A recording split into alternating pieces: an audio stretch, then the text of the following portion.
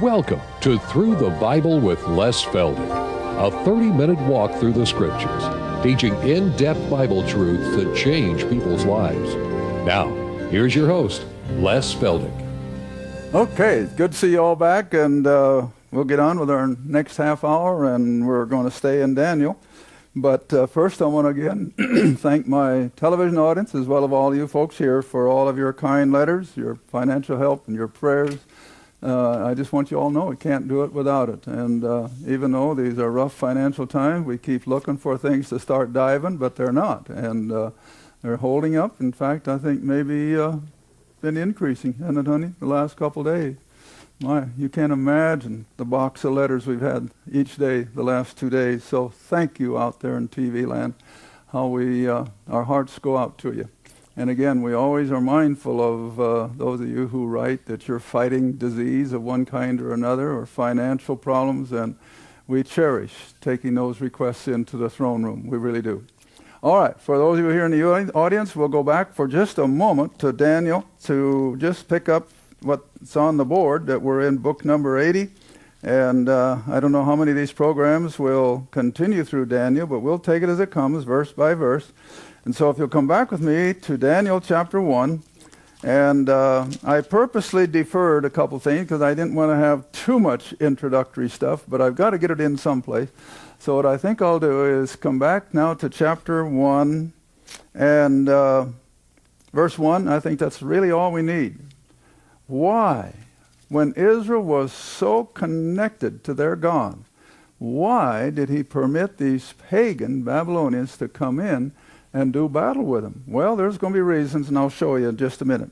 But in Daniel chapter 1, in the 3rd year of the reign of Jehoiakim, the king of Judah, came Nebuchadnezzar, the king of Babylon, unto Jerusalem, and besieged it. And of course, like we've already seen, he took all of the upper crust captive back to Babylon, and then several years later he came back and destroyed the city and the wall and the gates and the temple.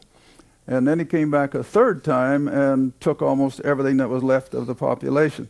All right, so why?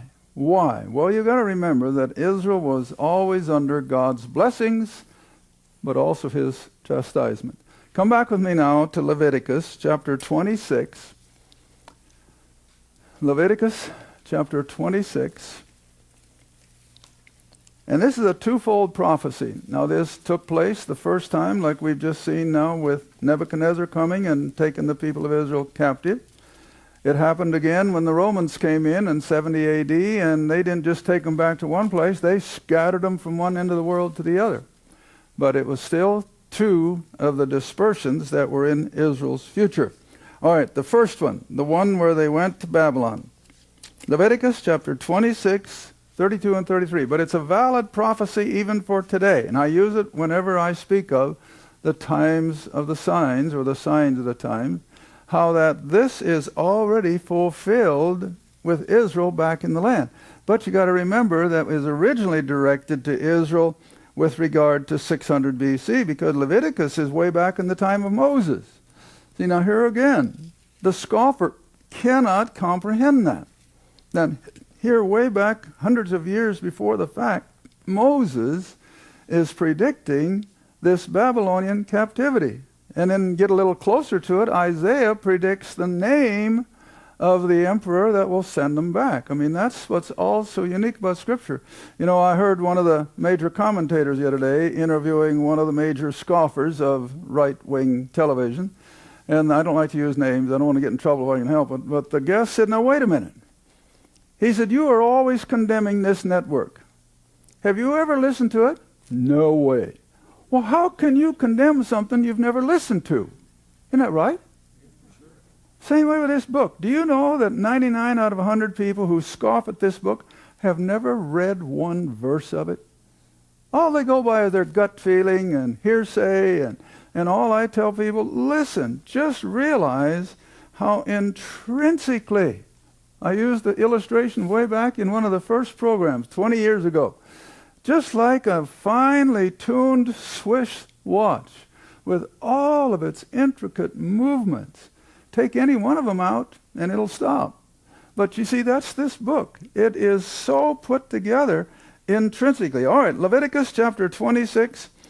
Drop down to verse 32, where God says through Moses, I will bring the land, that is the land of Canaan, I will bring the land into desolation, and your enemies who dwell therein, that is the Canaanites at this point in time, they shall be astonished at it. At what? The desolation. How a productive, beautiful strip of land could so completely fall apart. But God did it with earthquakes. He did it with pestilence. He did it with drought. Stopped raining. See? All right, so here it is, all foretold about almost 1,000 years ahead of time. Now verse 33, I will scatter you among the Gentiles. I will draw out a sword after you. In other words, there'd be tremendous loss of life. And your land shall be desolate, and your cities waste. Now the next verse. Then, when Israel is out of the land and everything is destroyed, then God says the land, the promised land, the land of Canaan, shall enjoy her Sabbaths. Well, what was the Sabbath in Israel's history? They had to leave the land fallow every 7th year, from the time that they came in under Joshua. Leave it fallow. I'll give you enough extra on the 6th year and the 1st year that you won't miss it. But did they believe God? No, they kept on farming it. They kept on taking out the fruit. And so God says, it's going to get them. It's going to get them. All right, here it is. So even then, when you're out of the land and there's no production, there's no farming, there's no fruit trees growing, then shall the land rest and enjoy her what? Sabbath. Now, like I said at the beginning of the other program, last program, 490 years are in one of these categories. And 490 years, Israel never gave the land the Sabbath rest. So how many years did it owe God? 70. 70 times 7 is 490. All right, so God says, I'm going to get it. And so he permitted these pagans to bring destruction into their country, to take them out captive, so that the land could enjoy its made-up Sabbaths. 7 years into 490, and every 7th year. All right, now there was a second reason that Israel was so guilty. Who wants to guess? What was their problem? Oh, come on.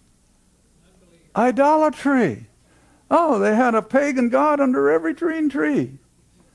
And the temple was still operating, but that didn't make any difference. They were still worshiping all the pagan gods and goddesses. Unbelievable. I still can't get over it as often as I've read it and taught it, how these people, brilliant they were then just like they are today, and yet so ignorant that they would worship idols of gold and silver and stone and ignore the God of it. It's unbelievable. But they did. All right, turn with me now to Jeremiah. Jeremiah chapter 44. And we'll see how this becomes part of the problem. And this is why they hated Jeremiah so horribly that they threw him into a dungeon, you know. Jeremiah 44, dropping in at verse 15. Jeremiah 44, let's drop in at verse 15. Now this is hard to comprehend, and yet it's exactly what the book says. It describes it so perfectly. Now even the book of Hosea, what was the problem? They were following after all these pagan gods. Those of us that were up in Israel just the other day, up in the northern part, we saw the old altar of Dan. The first tribe to go into abject idolatry. They found the whole thing now, the altar and everything, and under dirt for all these hundreds and hundreds of years.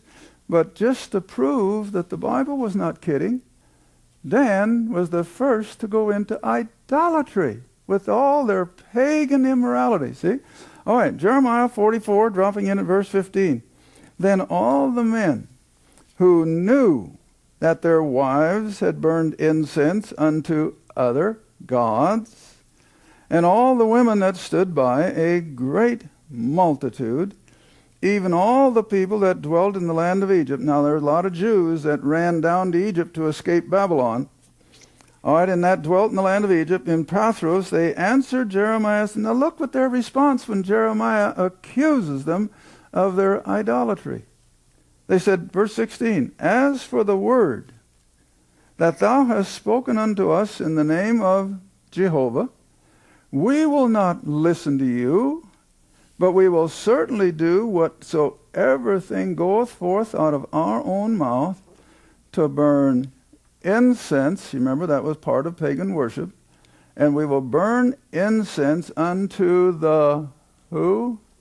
Queen of heaven. See, it was always the female goddesses that were at the top of everything. And they would send these people into the most abject immorality. Unbelievable, see? And that's who they're worshiping, these female goddesses. All right?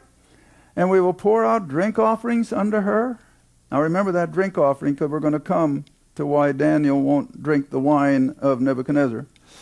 And she pours out, and we will pour out drink offerings unto her, as we have done, we and our fathers, our kings, our princes, in the cities of Judah, in the streets of Jerusalem. Now what a lie. The next statement. For then, while they were in their pagan, idolatrous worship, they claimed, for then, since we left off burn incense to the Queen of Heaven, pour out drink offering, we have wanted all things. They were destitute. They needed this and they needed that because they had left off worshiping the female goddesses. What a lie. All right. Now verse 19. When we burned incense to the Queen of Heaven and poured out drink offerings unto her, we did make her cakes to worship her, and we did pour out drink offerings unto her. Without our men, the women just went ahead and did it anyway. And when we burned incense to the Queen of Heaven and poured out the drink offerings unto her, did we make her cakes to worship and pour out drink unto her without our men? Then Jeremiah said, verse 20, to the men, to the women, and to all the people who had given him that answer, saying, the incense that you burned in the cities of Judah and in the streets of Jerusalem, you and your fathers, your kings, your princes, and the people of the land, did not the Lord remember them? And did it not come to his mind? And what did he do? He brought the Babylonians. And they went under abject misery. Now you've got to realize too, the ancients, especially the upper crust, did they ever exercise any human rights? They didn't know what it was. They would kill left and right and never blink an eye because they were just serfs. They were slaves. I'll never forget, I guess it was the first time we went to Israel, we could still go up the rampart to Masada. Can't do it anymore. They got it all fenced off. I guess it was too dangerous. But see, when the Romans besieged Masada, I trust you all know Masada, that high mountain that they had a fortress on the top. When the Romans besieged Masada, the only way to the top was up what they called the Snake Trail. And it's only about 3 feet wide. Well, 2 men could hold off an army. So they knew they would never capture those 900 Jews by going up the Snake Trail, so what'd they do? They started building a rampart from the north. 10,000 Roman troops plus who knows how many Jewish slaves. And they start building this earthen rampart from down on the desert floor all the way to within 10 feet of the top. And I'll never forget it as long as I live. As I was walking up that with our Jewish guide, he says, you know, Les, no one will ever know how many Jewish bodies were just simply left to die, covered up the dirt, and they just kept on going. Well, see, that was the attitude towards the human. It's still like that in a lot of places today, but more so in antiquity. Human life meant nothing to these people. You could just as well cut off a chicken's head. Didn't make any difference. And so always keep these things in mind, that when these people went into a captivity, they were now going to be subjected to no human rights as we understand them. All right, now then let's come back. We'll pick up where we left off in the last program in Daniel. I think we're still in chapter 1.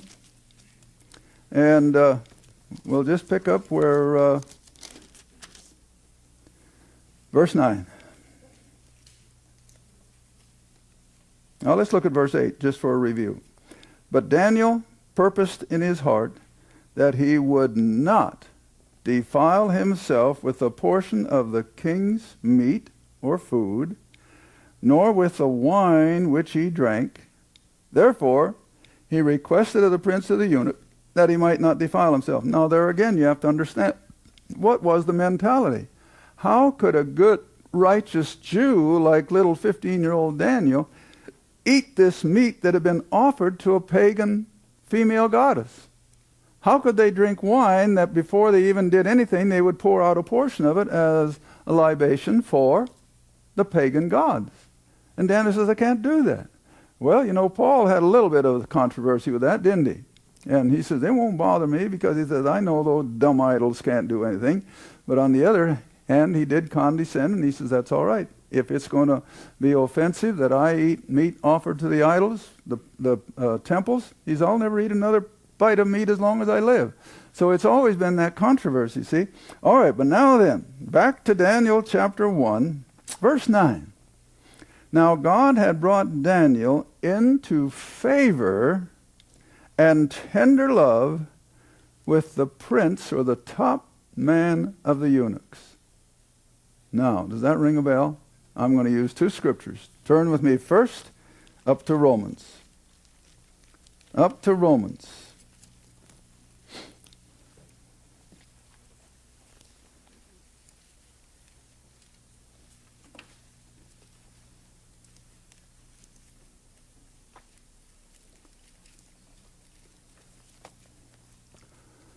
Well, I got another one of those age-precipitated, what Floridans call senior moment. I know it's in Roman, but I've forgotten my reference. Can you believe that? Where was I going to go? No, I know what it was. Romans 15. Thank you. It still helped. Romans 15. For our television audience, I guess I should tell them I'm sick today and I'm not up to par, so bear with me. Romans chapter 15 and verse, I think it's 3. Romans chapter 15, verse 3.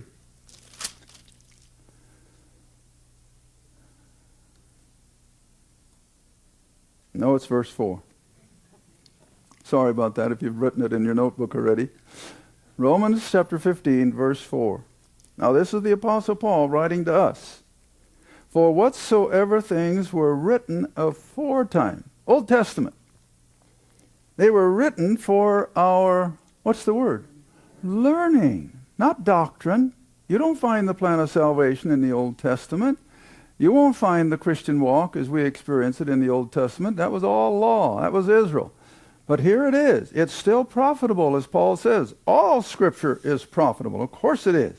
All right, so whatever things were written aforetime were written for our learning, that we through patience and comfort of the Scriptures might have hope. Now, take the young lad, 15 years old, down in a foreign country, in a foreign palace, where any slip of the tongue, his head is off. Don't you imagine he was homesick for Jerusalem? But did Daniel ever turn against his God? Never. All right, another one I like to look at is Joseph. I think rather than going back and read it, you all know the account of Joseph. My goodness, the young man too. Probably in a late teen situation, and his brothers connived against him. And first they were going to put him to death, and then they thought better of that, so they threw him in the pit. And what do you suppose old Joseph is thinking about now? Is this all part of God's doing? And that's typical. I mean, we're all human. They were too. All right, then he ends up in the house of Potiphar, and he gets put in the slammer because she falsely accused him or propositioning her. And how long was he in prison? I think about 10 years. Well, now, for 10 years in an Egyptian prison was not a Sunday school picnic. It was like a dungeon. But did Joseph ever give up? No. No. And the day finally came when God put his thumb on Joseph, and by a supernatural turn of events, Joseph becomes the second man in Egypt and becomes the sustainer then of his own family. All right, now come back to Daniel the same way. Daniel now is there because of who he is. He's a believer. He's a Jew. And yet he never relinquishes his faith in the God of Abraham. He never gives it up. See? All right. Verse 9. Now God had brought Daniel into favor and tender love with the prince, or the head of the eunuchs, which of course Daniel is now, remember. That's the first thing they did. Even as a young lad, they neutered him. And so he's a eunuch. But he never stopped trusting the God of Abraham. All right, now in verse 10. And the prince of the eunuchs said unto Daniel, I fear my lord the king, who hath appointed your food and your drink, for why should he see your faces worse looking than the children who are of your sort? In other words, Daniel, I've got to keep you looking as good as the Babylonian kids, or my head is off. And so Daniel says, sorry, but I don't need your Babylonian rich food and drink. You can bring me, what's the word in the King James? Pulse. Now, the best way I can explain pulse is Gerber's baby food. Am I right? Pretty close. It was strictly vegetable. It was ground to where it was just a mush. That was pulse. And that's all Daniel wants for himself and his three friends, see? All right, come back to the text. Verse 10, the last part. See, like I just said, they thought nothing of cutting somebody's head off. And so he says, your faces will be looking worse than the children which are of your sort. Then shall you make me endanger my head to the king. What's he talking about? Beheading. That's nothing new for the Middle East. It's been there for centuries. See? All right. Now look what Daniel says. Verse 11. He said to Melzar, whom the prince of the eunuchs had set over Daniel, Hananiah, Mishael, and Azariah, prove or test thy servants, I beseech you, 10 days, and let them give us pulse, Gerber's baby food, for 10 days, and water to drink. No wine, just water and pulse. Then let our countenances be looked upon before thee, and the countenance of the children that eat of the portion of the king's food, and as thou seest, deal with us. If we start looking pale and impoverished, and you can profit by getting rid of us, go ahead. But Daniel knows it's not going to happen. All right? Verse 15. At the end of the 10 days, their countenances appeared fairer and fatter in flesh than all the children, that is of Babylon, which did eat the portion of the king's food. Thus Melzar took away the portion of their food and the wine that they should drink, and gave them pulse, just a ground-up vegetable. As for these 4 children, God gave them knowledge and skill in all learning and wisdom. What does that tell you? Those kids were smart. Those kids had the answer to... Now remember, they're kids. They're still only 15 years old. But God is using them now to confound all the intelligentsia of Babylon. All right? And so, verse 10 again, 20 again, in all matters of wisdom and understanding that the king inquired them, he found them, these 4 Jewish lads, 10 times better than all the magicians and the astrologers that were in all his realm from one end of the empire to the other. He couldn't find anybody who could compare with these 4 Jewish lads. Now verse 21, and I'm going to have to wind this up. And Daniel continued, that is, in his service to these pagan governments. Daniel continued even unto the first year of King Cyrus. Now, if you've never heard it before, you're going to hear me teach it as plain as I know how in the first few programs. Who was King Cyrus? Well, he was the king of the next empire coming, the Medes and the Persians. All right, what did Cyrus do? Cyrus wrote the decree that the Jews had full freedom to go back to Jerusalem. He gave them all that they need from the forests of Lebanon. He gave them absolute protection as they traveled so that they could rebuild the temple and rebuild the city of Jerusalem and get things cranked up and going for next great event, which was what? The first coming of Christ. All right, so now here we go. Nebuchadnezzar took Daniel down into Babylon in the first year of Nebuchadnezzar's reign. And so Daniel covered the whole scope of the 70 years of captivity. He was already 12 or 14 when he went down there. So how old is he? 80. And then he goes, have I got time? Yeah, I think I got time. Go to the last part of Daniel.